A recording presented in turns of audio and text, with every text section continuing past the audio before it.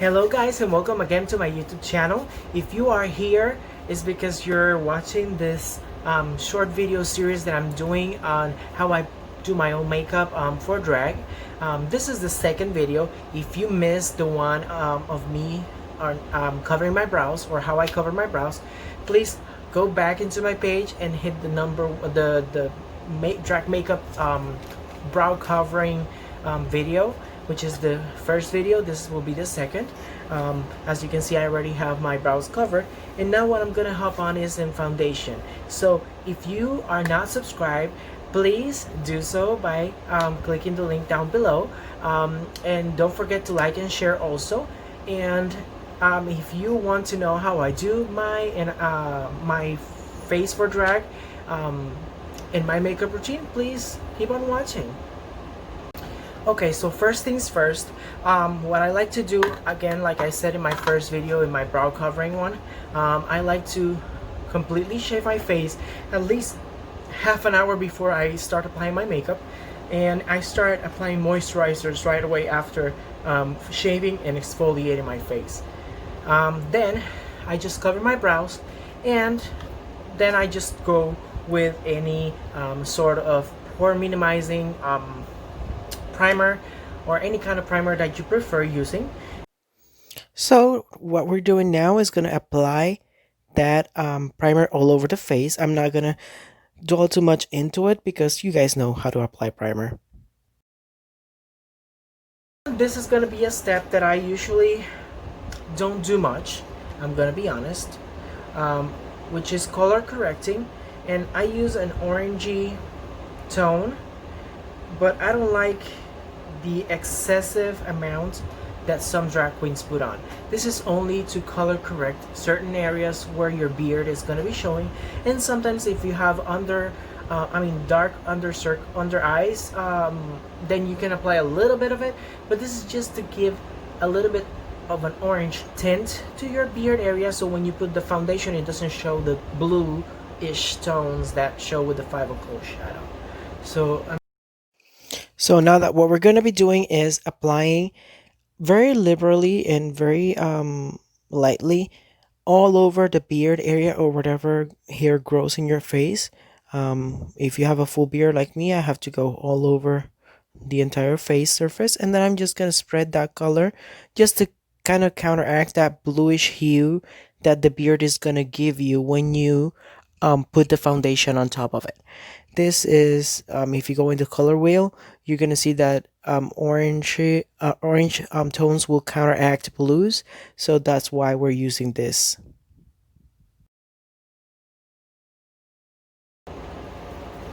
Okay, so now that you have your face, your color correcting done, I'm going to use a brush instead of a powder puff, and I'm going to apply translucent powder on top of that color correction that I just made, because I don't want that color correcting orange to mix with my foundation and give me an orange hue to my entire complexion. And once you have that sealed, then it's onto foundation.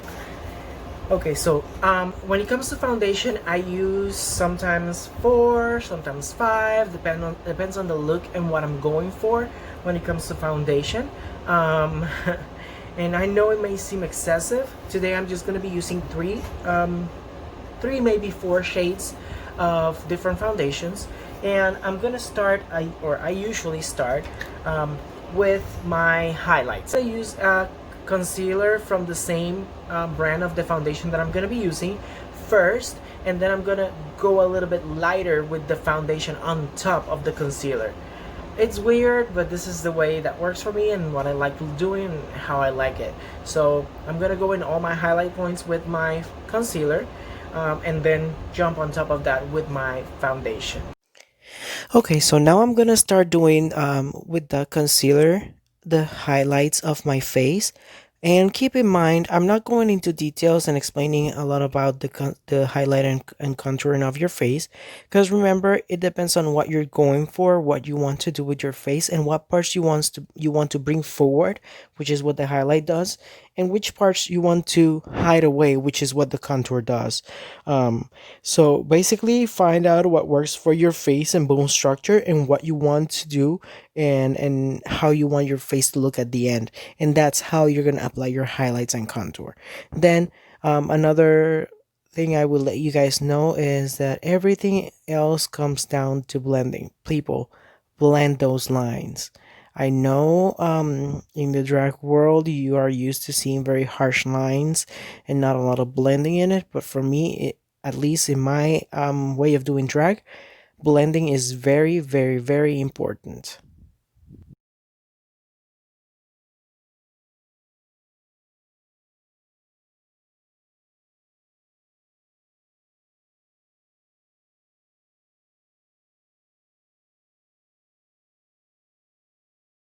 Now I'm gonna go and I'm gonna start with my regular color foundation, or my natural skin color foundation.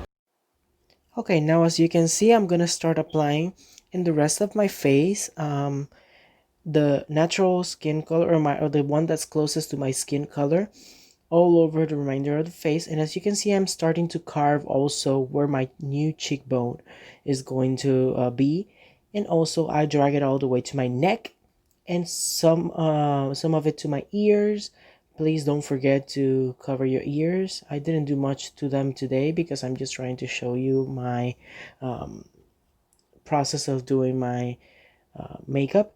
And please blend the edges in between those two foundations to make it look as seamless as possible, like a gradient effect.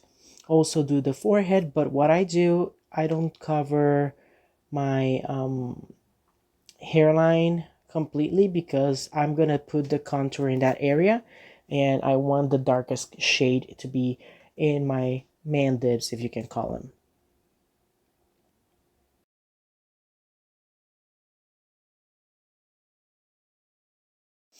And as you can see, what I'm doing with my foundation is bouncing all over the place. I'm not dragging. The only place I was dragging was in my neck. Um, but what I'm doing is bouncing and kind of blending all those colors into each other.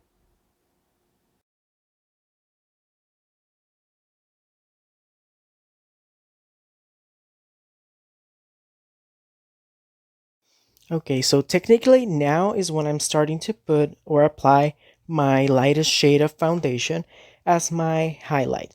Now, the reason why I said I usually color correct is because these foundations are meant for people with vitiligo or skin issues that they need to cover, so they literally cover even your thoughts. So it's not necessary to color correct because nothing will show through, but I still do sometimes depending on what I'm doing and how long I'm gonna be wearing the makeup.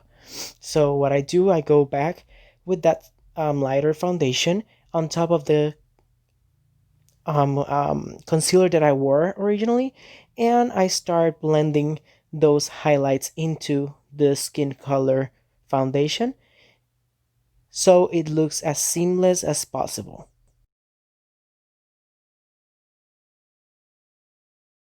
Now using this contour stick, which is a lot more darker than my natural skin tone, I'm gonna do my contour areas, and as you can see, I start applying it wherever I'm gonna need it, and I don't go all over the round of my forehead because I think my forehead is not wide enough. I mean, yeah, high enough is just wide, so I just try to cover the sides of it instead of the the entire round area.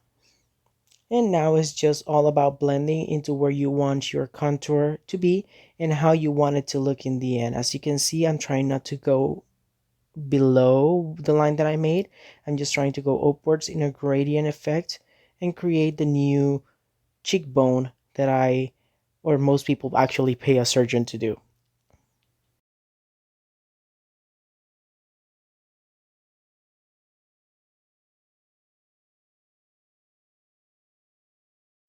And again, guys, it's all about blending. As you can see, this is sped up, but I'm literally taking my time with each part of the contour because I want it to look as perfect as possible. This is going to be the blueprint underneath your entire powder. So when everything starts oxidizing, this is what's going to left behind. And if it doesn't look good, now it's not going to look good ever. So please take your time until you get to the point where you're satisfied with the contour and how you applied it.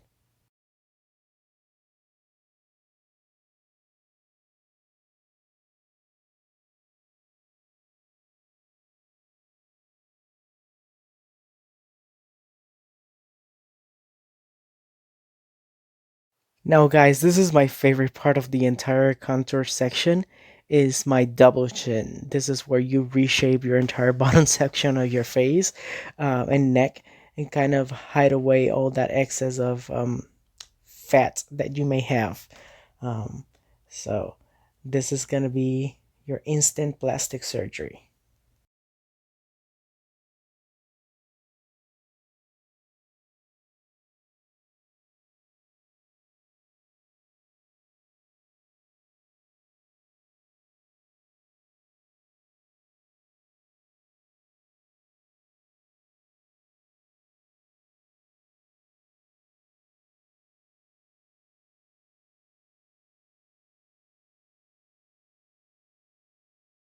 And just before finishing everything off, I'm gonna go ahead now and reinforce that highlight and kind of make it look more prominent and especially get rid of the creases under my eyes because that area creases really fast.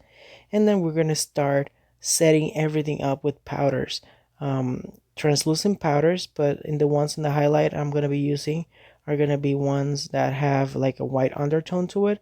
And then for the remainder of the face I'm going to start using a translucent powder but with a beige undertone to it.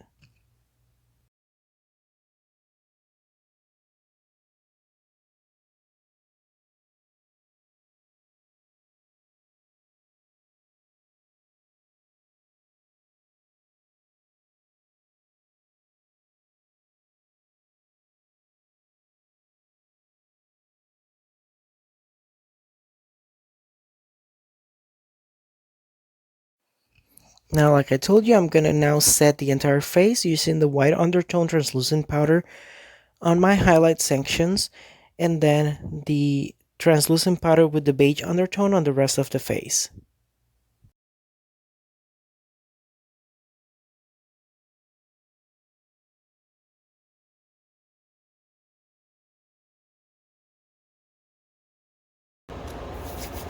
I almost forgot my most important area, guys. My nose contour. So for my nose contour, I use a lighter shade of this contour only on the bridge of my nose, and I'm gonna show you guys because this is what's gonna help you reshape your entire face and nose, and also is gonna help you um, guide your new brow start and end. So I like to use a very thin brush with that contour that I'm going to be using for the nose, and I'm going to go ahead and start applying it to the side of the nose and get it up to where I want my new brow to start, and to the tip of the nose to make it a little bit more slimmer and pointier, if that makes sense. Please, guys, keep in mind that there's no right or wrong way of doing this. This is how you want to reshape your entire nose area. So what you want to do is start applying on the sides of the nose, the contour, just to kind of see the bridge, how thin or thick you want to see it. So after that, just blend the sides, make it look seamless as possible. That's why I didn't apply the powder in my forehead and all those areas because I forgot to do my nose contour. But I'm doing it now before I apply the powder to set the rest of my face.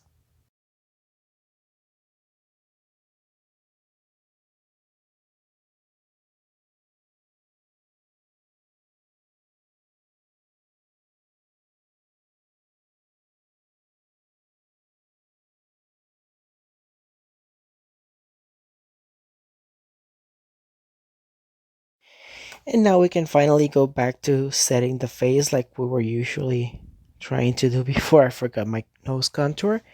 And then once we do all the highlights with the white undertone translucent powder, we're gonna go with the beige undertone translucent powder and set the rest of the face, including the neck and ears if you cover them.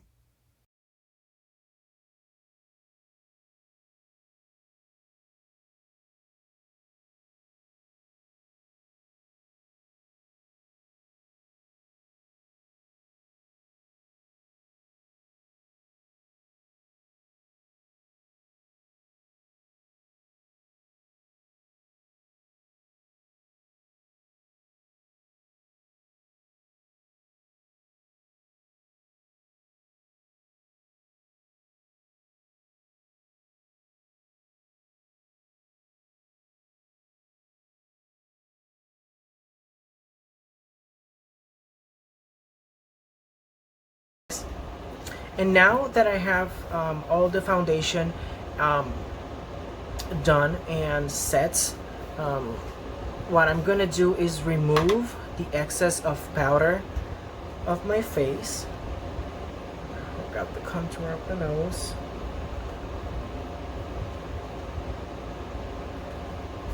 I'm gonna remove the excess of powder of my face, um, the excess of translucent powder of my face. So we see the roadmap that we left with the cream contour and foundation and highlight and all that. You're gonna have a roadmap of what your face is gonna look like.